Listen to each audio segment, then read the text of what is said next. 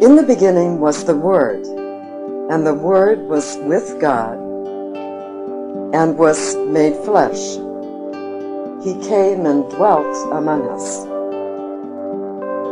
Let us realize that as one with God, our Word holds the absolute power of God.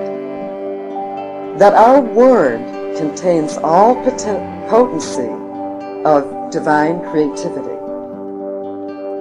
Let us be sure to make our word for ourselves one with the Word of God in all, ever affirming, inviting, and including the presence of our higher selves in all our activities.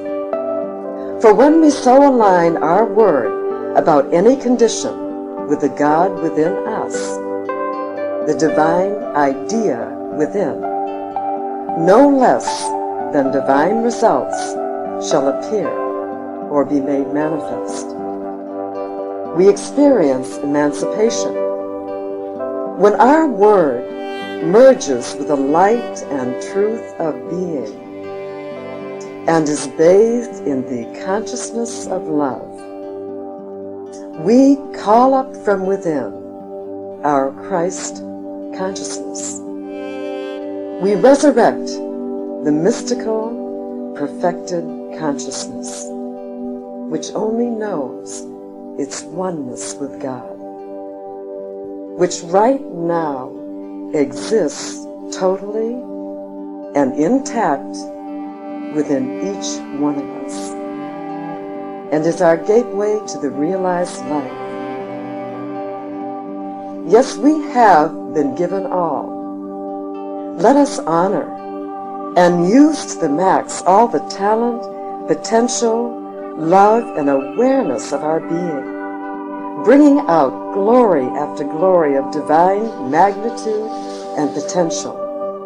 Like the phoenix rising, rejoicing in our every opportunity to realize yet another victorious aspect of our being, yet another manifestation of the glorious truth of our eternal invincibility in God, tuning up all our expression and creative ideas to the highest levels and horizons of the divine, remembering that as we were brought into being by that great infinite creative action, we continue that same action by bringing into being the progeny of our ideas.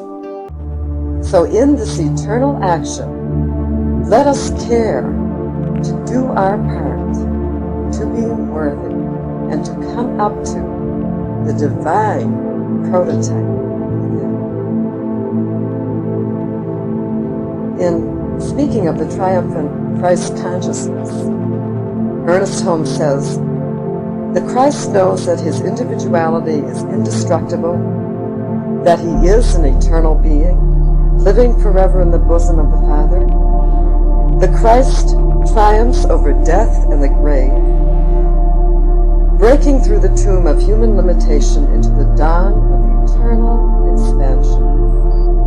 The Christ rises from the ashes of human hopes, pointing the way to a greater realization of life. The Christ is always triumphant, is ever a victor, is never defeated, needs no champion. The Christ places his hand in the outstretched hand of the universe and walks unafraid through life." So let us go within now and bathe ourselves in the full light of our illumined, knowing Christ self, which knows no prediction of limitation or lack for us. When it thinks in terms of us, it thinks in terms of richest fulfillment at the highest level. Let the river of light flood consciousness now with love and illumination, and in the full light, we make a pact now, a commitment to our treasured friend within, declaring we shall always seek his company till all good is found and known and brought into being, till the unlimited truth of goodness, beauty, power, light, and love rushes in and heals our every experience. We surrender now to that power within, forsaking illusions of negative possibilities forever.